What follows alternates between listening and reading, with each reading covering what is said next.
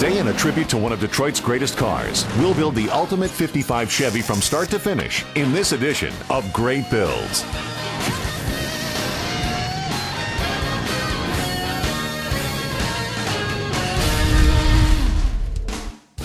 Welcome to our special new series where you get to witness the making of cool American classics from start to finish, like this killer 55 Super Shoebox. The original cars were stylish, powerful, and marketed on value, less than $2,000. Now, in excellent condition, they're worth 15 to 20 times that. Well, today we salute an original by building the modern version. Today's Great Build is brought to you by BF Goodrich Tires. Take control. So Joe and Mike, building this first 55 SS was an amazing mission. You guys worked on it on and off for more than a year. And finally, we get to see it from beginning to end. So tell us, why did you decide to take on this particular project? Well, I'll tell you, when the designer John Bohannon shared his vision for combining the 55 looks with a chopped fiberglass body and all the new technology, I guess we were hooked. We were in from the start. Well, it was a great idea, especially considering the fact that the original steel body cars are so rare. What was the first challenge in making it an even better 55 shoebox? Definitely the chassis, which is where we began our work. Now, we had to have the stock 55 dimensions with a ton of improvements. In fact, our co-host Chuck Hansen brought in a stock 55 frame to show why it just wouldn't cut it. Now, the stock classic Chevy frame was state-of-the-art for the time. It used parallel leaf springs out back to locate the rear end and give a reasonable ride. What you're going to find up front are a pair of unequal length upper and lower control arms with a captured spring in the middle. Now, that's pretty standard stuff. But where this frame really falls down is in the area of torsional stiffness. If you'll check this out, you'll notice there's only one cross member up front here and a spreader bar out back.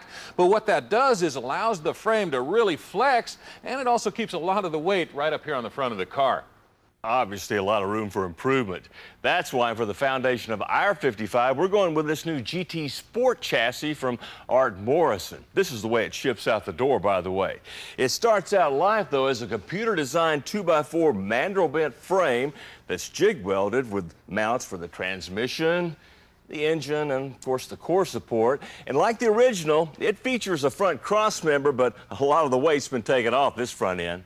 Some of that weight winds up here where these internal frame supports virtually eliminate flex and provide a good mounting place for the transmission. By the way, this mount is designed to accommodate just about any drivetrain combination you come up with. Oh, and here's a cool feature. The exhaust passes through this support structure for a cleaner look and a low ride height. Out back, it doesn't look like the original at all. The leaf springs are gone in favor of a coilover setup that we'll show you later. And the 9-inch rear end, well, that's held in by a computer-designed triangulated 4-bar setup. This chassis has been designed to fit all Tri-5 body styles, whether you're building a convertible, coupe, wagon, or even a sedan. What we'll get is classic styling with contemporary handling. After a visit to the paint booth for some coats of Viper Red, the frame was ready for its upgraded brakes and suspension. First, a coat of bearing grease on the upper control arm bushings, and some anti-seize on the bolt threads. Then, after bolting the upper arms in place, the spindles were next. The centerpiece of our setup back here is this Currie Track 9 rear end, spinning a set of 370 gears and a Detroit locker bolted to it. Now, later today, we plan on dropping in that 502 Ramjet into our frame, so we need a rear end that's up to the task. For axles, we're going with these hefty 35 spline pieces, also from Currie. And we'll notice how the bearings are pressed into the axles, and, well, it's all held in place with this retaining plate. That way, in the unlikely event this thing snaps, it stays in the rear end and you stay in your lane. Well, we can't install these, though, until we do some work on the brakes. Now we can go ahead and install the last rear control arm. And with all that power going to the rear end, we're going to need something pretty beefy to keep it planted and give us a good ride. Now, Morrison designed these using an 1 3/8 seamless steel tubing with a 9.5 wall thickness. And to top it all off, he even included an adjustable Poly Bush stainless steel end to help us fine-tune the suspension a little better.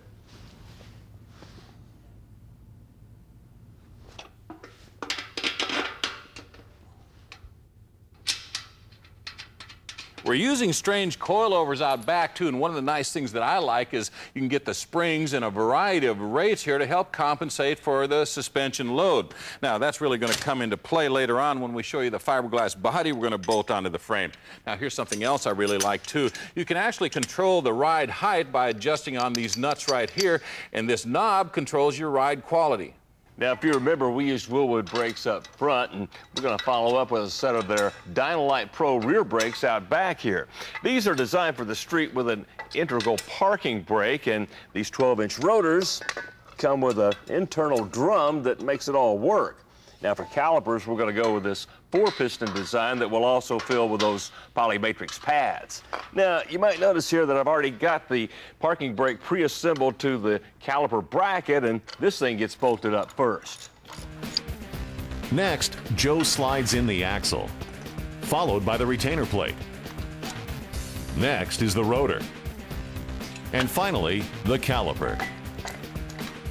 So far, we've bolted up a lot of high-tech hardware, all in the name of helping our 55 really carve those corners. But, you know, the 55 never came with a sway bar, so we're going to add a couple of them. The front one measures 1 inch in diameter, and the rear one is a full 3/4 of an inch. Now, here's something that's pretty cool, though. They both use urethane mounts where they bolt up to the frame, and the end links use spherical rod ends here, and what that's going to do is virtually eliminate all the body roll, and it's really going to help keep that rubber glued to the road. Speaking of rubber, check out the rolling stock we're going to use. B.F. Goodrich just came out with a new line of their popular G-Force TA Performance tires called the KDW. Now, this thing is an all-weather, directional open tread design, and they've got them to fit rim sizes from 15 to 24 inches. For our rims, we went with a set of Nostalgia GTs that measure 17 by 8 up front and 18 by 9.5 in the rear. Now, they're a rotary forged billet design that are available in diameters that range from 15 to 20 inches.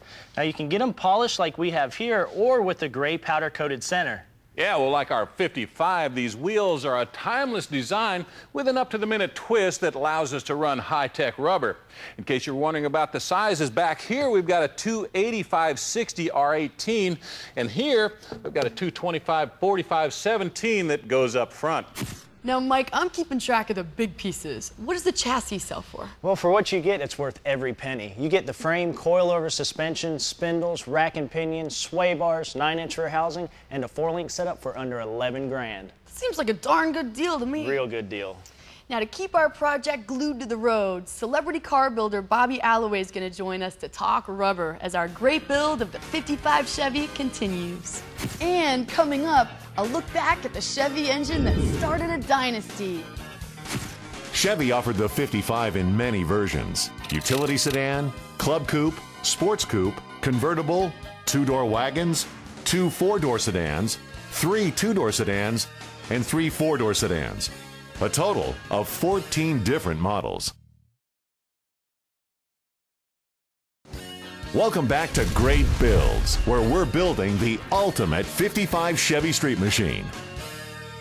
With me is a guy who's built a lot of Tri-5s, muscle cars, and hot rods over the years. Meet custom car builder Bobby Alloway. Bobby, so nice to have you here. Welcome to Great Builds. Thanks, Courtney. Great to be here. Now, you run BFGs on all your cars, like the awesome 33 Vicky that won the Riddler Award competition, and my personal favorite, the 57 T-Bird that won Street Machine of the Year. Yes, I do. Well, Bobby, what do you think of our tire combination?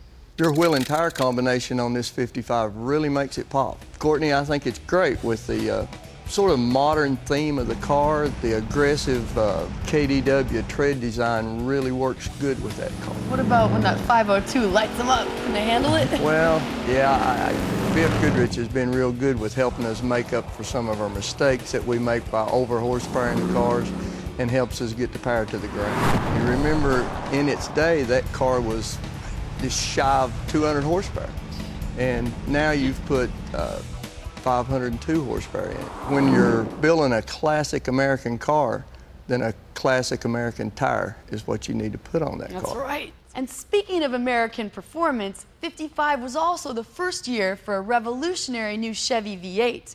The first-gen small block, like this one, was so light, compact, and powerful that 50 years later, it remains the standard in the industry.